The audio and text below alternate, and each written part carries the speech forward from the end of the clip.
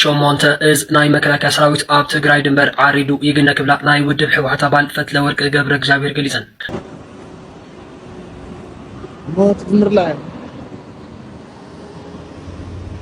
سلام فتواتن كبرواتن تخاتلتين كوانا بشانل زبد حمزاكم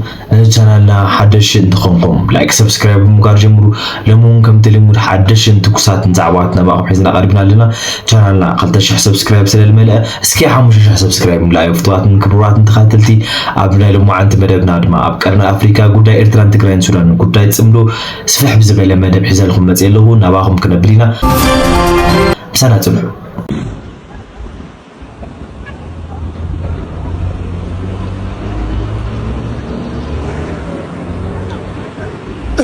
بزري لا تقرأ أيوة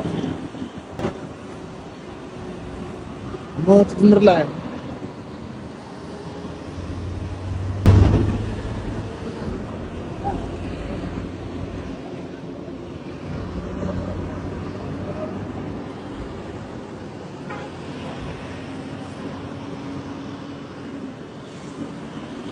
ውድብ ህዝባዊ ወያነ ሓርነት ትግራይ ዝበፅሖ ቅዋም ትክክለኛ ድዩ ህዝባዊ ጎኑ ለዶ ነዚ ከምዚ ዝመሰለ ተሓሳስባን ራእያን ኣብ ጎንና ኣሎ ዲት ህዝቢ ትውድብ ትክክለኛ መርገፅን ቅዋም እንዲ ሒዙ ኣብ ከምዚኦም ዝመሰሉ ዓበይቲ ብሄራዊ አጀንዳታት ከም ውድብ መሪሕ ውድብ ስለ ዝኾነ ዘቕምጦም ሓሳባት ይሉ ግን ድማ ዝሓሰቦ ሓሳብ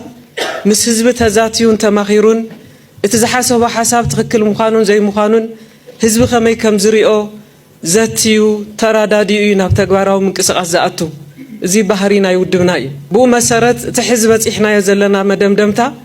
እቲ ውድብ ዝብል ንምዝርራብን እቲ ስራሕ ክስራሕ እንተደኣ ኮይኑ ድማ ብናይ መልኣተ ህዝቢ ንጡፍ ተሳትፎ ብናይ ህዝብና ወሳናይ ተሳትፎ ዝፍፀም ስለ ዝኾነ ክንራዳደአሉ ክንማየጠሉ ነይሩና አጀንዳና እንታይ ብሄራዊ አጀንዳና ዘበት ንብሄራዊ ብርሰት ይብል መሪሕ ሓሳብና ንሱ እዩ ዘበት ንብሄራዊ ብርሰት ዝብል ንምንታይ ከም ኢልና ንምንታይ ናብ ዝመደምደምታ እዚ በፂሕና እምብልናይ ንበርስን እምብልናይ ንፀንትን ዘበት ንብሄራዊ ብርሰት ንምንታይ ኢና ኢልና ኩላህና ከም ንፈልጦን ኣብ መመድረኹ እውን ብስፍሓት ከም ዝረአናዮን እዚ ኣብ ፖለቲካዊ ስልጣን ናይ ሃገር ተቋጻጺሩ ዘሎ ስርዓት ብልጽግና መጀመርያ ስልጣን ምስ ሓዘ ኣብ ስልጣን ክጸንሕን ዕድመ ክረክብን ዝኽእል ንህዝቢ ትግራይ ብምጥፋእን ጥራሕ ኢሉ ኣብ ልዕለና ጀኖሳይዳዊ ኩናት ኣዊጁ ንልዕሊ 2 ዓመት ንዓለም ዘስደመመ ከቢድ ኩናት ተካይድና ኣብ ልዕለና ዘርዚርካ ዘይውዳእ ጭካነ ግፍዒ ኣብ ልዕሊ ህዝቢ ትግራይ በፂሑ ህዝቢ ትግራይ ግን ህልውናይ ከረጋግፀለን ኢሉ ስኑ ነኺሱ ተቃሊሱ ኣብ መወዳእታ ናብ ስምምዕ ፕሪቶርያ በፂሕና ኢና ናብ ስምምዕ ፕሪቶርያ ክንበፅሕ እንተለና ሕዚ እውን ስርዓት ኣብ ልዕለና ዝሓዞ ትልሚ ህዝቢ ትግራይ ከም ህዝቢ ናይ ምጥፋእ መደብ ገዲፉ ዘይኮነስ ተገዲዱ ብሓይሊ ክጭፍልቀና ከም ዘይኽእል ርኢዩ ኣብ ውሽጢ ብዝገበርናዮ ተሪር ቃልሲ ጽንዓት ብዝለዓለ ናይ ምብርከኽን ባህላይነት መንፈስ ህዝቢ ትግራይ ከም ሓደ ሰብ ኮይኑ ካብ ጫፍ ናብ ጫፍ ብዘካየዶ ቃልሲ ተገዲዱ ናብ ናይ ስምምዕ ፕሪቶርያ ኣትዩ ነይሩ ስምምዕ ፕሪቶርያ ምስ ተፈጸመ ብኣና ወገን ትኹናት ካባና ንላዕሊ ፀልኦ ስለ ዘየለ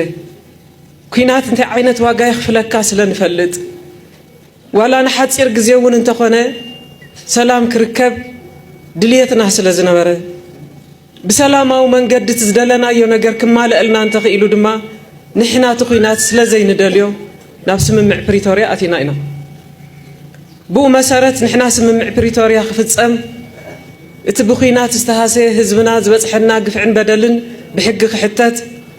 ግን ኣብ ኩናት ስለ ዝነበርና ብኹናት ዝበፅሐና ጉድኣታት ክሓዊ ናብ ዳግመ ህንፀት እውን ክንከይድ ወሪሮም ዝሓዙና ፀላእቲ ክወፁ ኣብ ትሕቲ ወረርቲ ዘሎ ህዝብና ሓራ ክወፅእ ተሰደደን ተፈናቀለን ህዝብና ናብ መረበቱ ክምለስ ብኣውርኡ ድማ ናብ ኩናት ዘእቱ ምኽንያት እንታይ ነይሩ ዝብል ብዘተ ብድርድር ተራእዩ ዘላቂ ዝኾነ መፍትሒ ንኽርከብ ኣሚንና ኣብ ስምምዕ ፕሪቶርያ ዝኣተናሉ ኩነታት ንኽፍፀም ለይትን ቀትርን ዝሰራሕናሉ ኩነታት ነይሩ። ስምምዕ ፕሪቶርያ ጎደሎታት ስለ ዘይብሉ ይኮነን፣ ዝጎድአና ነገር ስለ ዘይነበሮ ይኮነን፣ ግን ሰላም ስለ ንደሊ ዝተረፈና ነገር ብሰላም ክንምልእ ኢና ኣቲና ነርና። ንሕና ንዝሓለፈ ስታት 4 ዓመታት ብሰላማዊ መንገዲ ጉዳይና መዕለቢ ክረክብ ናይ ህዝብና ፀገማት ክፍትሑ ለይትን ቀትርን እናሰራሕና እናተማሕፀና በቲ ካሊእ ገዝ ግን ፀላኢ እታ መጀመርያ እውን ዝሓሰባ ነዚ ህዝቢ እዚ ከየጥፋእኹ ኣብ ስልጣነይ ክፀንሕ ኣይክእልን ዝብል ጨካን ዝኾነ ውሳነ ንዓኣ ንክምልእ እናሰርሐ ፀኒሑ ንሕና ንሰላም ንሰርሕ ፀላኢ ንዓና ንኸጥፈአና ይዳሎ ንሕና ንዓለም ምሕፅንታ ነቕርብ ስምምዕ ፕሪቶርያ ይፍፀምን ዘሎ በጃኹም ናብ ካሊእ ኺናት ዙር ከይንኣቱ ረእዩና ንብል ብካሊእ ገፅ ድማ ፀላኢ ሓይሊ ሰው የጣናኽር ኣፅዋራት ይሽምት ንዓና ንምጭፍላቕ ኩሉ ዓይነት ምድላዋት እንዳገበረ ይፀኒሑ ናብዚ ሕዚ በፂሕናዮ ዘለና መደምደምታ ክንበፅሕ ዝኽኣልና ብሰላም ክንገብሮ ዝግበአና ፃዕርታት ኩሉ ብዘየናስሕ መንገዲ ካብ ዝግባእ ንላዕሊ እውን ዋጋ እናኸፈልና ብሰላማዊ መንገዲ ኩሉ ነገር ንኽእለ ሰሪሕና ደኺምና ፅዒርና ከም ውድብ ከም መንግስቲ መወዳእታ ግን እንታይ ዝኸውን ዘሎ ንሕና ንሰላም እንዳሰራሕና ፀላኢና ግን ሕዚ እውን ተመሊሱ ከንበርክኸና ትገዝአና ካብዚ ዝኸፍአ ድማ ከም ህዝቢ ከም ብሄር ከጥፈአና ኩሉ ምድላዋት ወዲኡ ከቢቡና ልዕሊ 8 እዝታት ናይ ኣጋር ሰራዊት ናይ ኢትዮጵያ ንትግራይ ከቢቦም ኣሎ ልዕሊ 4 ክፍለ ሰራዊታት መካናይዝድ ሓይሊ ዝበሃል ንትግራይ ከቢቡ ኣሎ ሕዚ ድማ ተወሰኽቲ ዓቕምታት ናይ ፍሉይ ሓይልታት ናብ ትግራይ ኣፀጊዑሎ ብሓፈሽኡ ነዚ ህዝቢ እዚ ከጥፍእ እየ ጥራሕ ዝበለ ብዘይካ ነዚ ህዝቢ እዚ ምጥፋእ ካሊእ ኣማራፂ የብለይን ዝበለ ሓይሊ ስለ ዝኾነ ገጢሙና ዘሎ ንሕና እንታይ ክንገብር ኣለና ከም ህዝቢ ክንጠፍእ ክንፈቅድ መፂኡ ክሳዕ ዘጥፈአና ዝቐትለና ክንፅበ ከም ብሄር ነሽሓት ዓመታት ውልድ ወለዶ ህዝቢ ትግራይ ከም ህዝቢ ወርቃዊ ዝኾነ ታሪክ እናፈፀመ ፀንሐ መንነቱን ክብሩን ሓልዩ ፀንሐ ህዝቢ ኣብ ዝወለዶ እዚ በፂሑ ክበርስ ክጠፍእ ኣይኾንን ዘበት ንብሄራዊ ብርሰት ማለት ትርጉሙ ንሱ እዩ ኣይንበርስን ኢና ንሕና ንብል ዘለና ኣይንጠፍእን ኢና ንብል ዘለና ካብዚ ንላዕሊ ብዛዕባ ካሊእ ሓይሊ እንደልዮ ይብልና ብዛዕባ ናይ ሃገር ስልጣን ንብህጎ ይብልና ኣይንበርስን ኣይንጠፍእን እምብልና ኢና ንብል ዘለና እዚኣ ብስፍሓት ምስ ህዝብና ተራዳዲእና ኣላ ትኽክል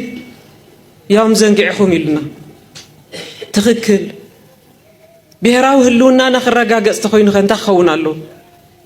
እቲ ከጥፈአና ዝደሊ ዘሎ ስርዓት ብልፅግና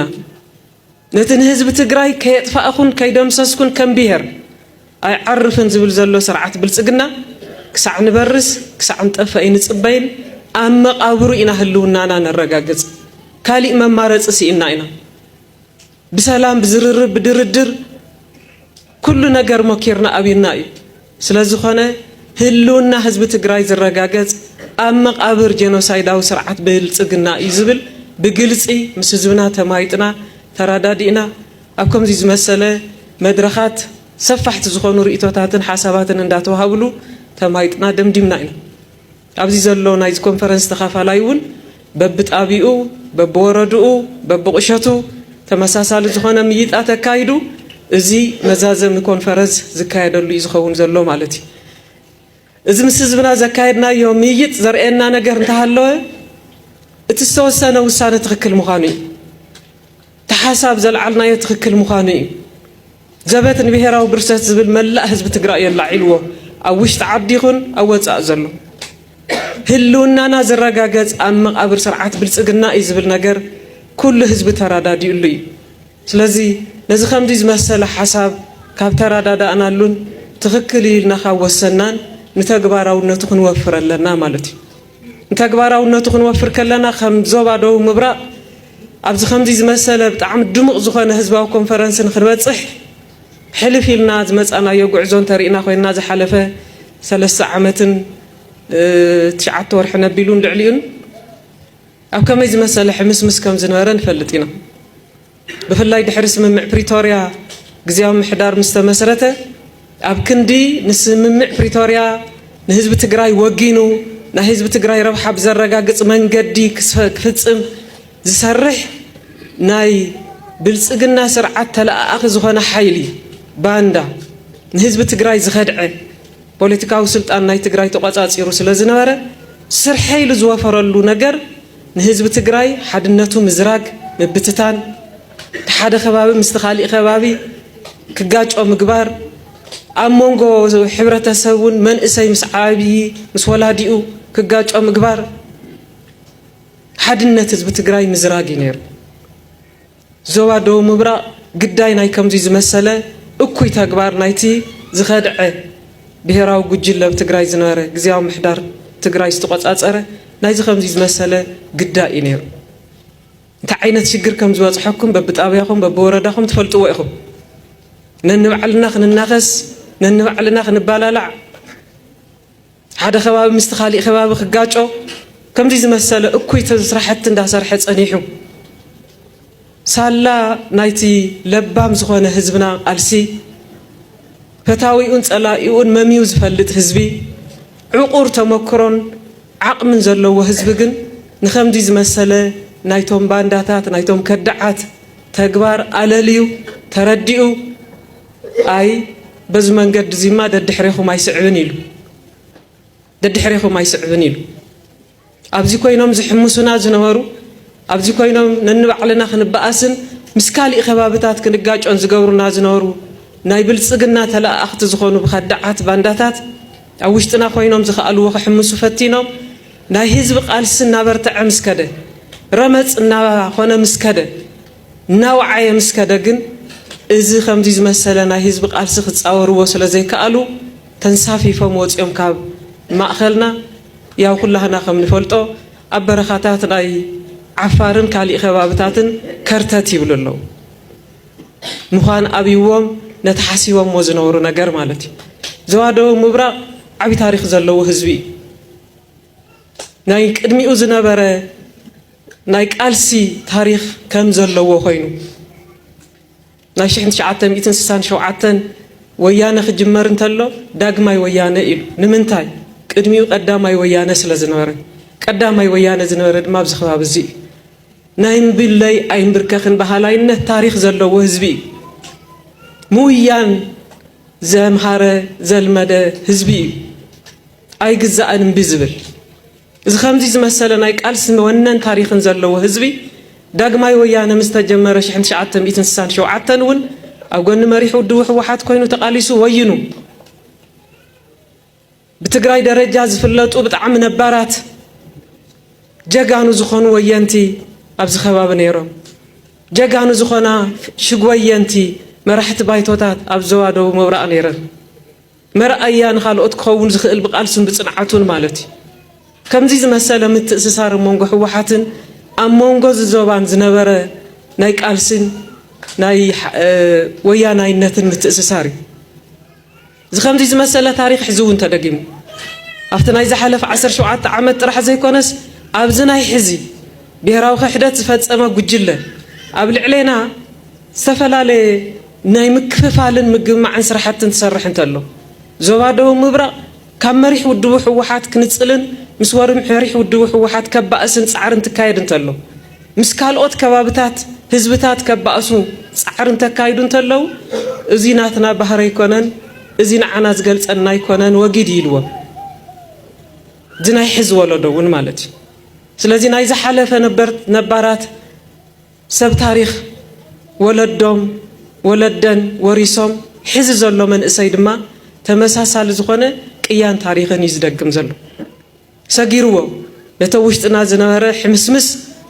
ሰጊሩ ሕዚ ዞባ ደቡብ ምብራቅ ከም ኩለን ወረዳ ዞባታት ናይ ትግራይ ኣብ ሙሉእ ምርግጋዕ ዘሎ كلهم مدبات هبكالوت كوابتات زفتصمو بزوادو مبرأون زفتصمولو كم كله ترجاجعو من محدراو سرحتي يخون كالوت مدبات زفتصمولو خناتات يتفتيرو زلو إزي سالا هاتكم سالا زي لبام حزب زي سالا زوجي زنيه من إسي عبي دك نستيو دك تبعتيو مجرحة هايمانوت كلهم استخاتكم زجوركم مقالسيو زوازي أبز حزب تحوى زلوا بركبة حزنيه مالتي سلازي حدا فتنا سجيرنا إنا بتوم كدعت قبل علينا نخفها لالينا صريح موزنور وسرح مالتي حزد ما زوادو مبرأ كم كل زواتات تجري زبات نبيهراو برسته زبل أجندة تمايتو هلونا حزب تجري زرقاقات أما قبر جنوسايدا وسرعات برسقنا إلو دمديمو نبتقبار نوفري لله لكع كم توم كالوت عوتات سرحتي إذا حزن وفر له سرحون عوت كم تجوروا من مترطر بالليل قدم حزب جوركم مقالسي كم ودب في الله يبز حلف ثلاث عامات نقلن زنوار بطعم استحلال قالسي زكايركمون أبز درجة زي زبصحكمون كم ودب زل على خبري زل على نأدا يزلنا حزوننا نأتو زلنا قالسي أبزل على عود كم تبصحوا من مترطريه بالليل توانا نجار بحساب مرد أنت مساسال زخنا حساب حسكا مفارنيو عند عود تي بحساب تردادينا يزلنا نجاري أبزي كبس إحنا دحر حزز هلونا قالسي كم جيلنا بسمورنا كم جيلنا بحدنتنا أنا خيرنا خسع زوفرنا أو كرمنا تسنح ما نمحيل يلن حزنا يزلنا مدام كن عواتنا كن عوتنا حزون زبات نبيهراو برسات بيهراو نايز كونفرنس زواو كونفرنس تساتفت زخونكم توكلتي ناي كلن ورداتات زوادو مبرأ زخبركم نايز مدرخ عدما تقايش أمارا رحا ودبن منقسن نكو عنا بزيدمو كونفرنس بسلام الرخبنا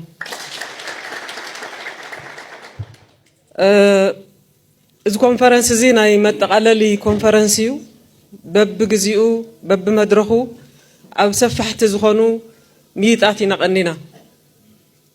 كابز حلفة سنبت جميرو أو كلهم كبابتات ودب مسحزب خراخبلني أب تمساسال زخون الرداد أن أتحساسبان كنبتصح ما يتقلن نايلو كل ما أخلاي كوميتيو أو فيرو أو كلهم ورداتات أو كلهم كتماتات ناي تجراي ميت جميرو قصيلون بستفل عليه نقصان حبرتها سواء خفلتات سفحت زخونو مدرخات تخايدهم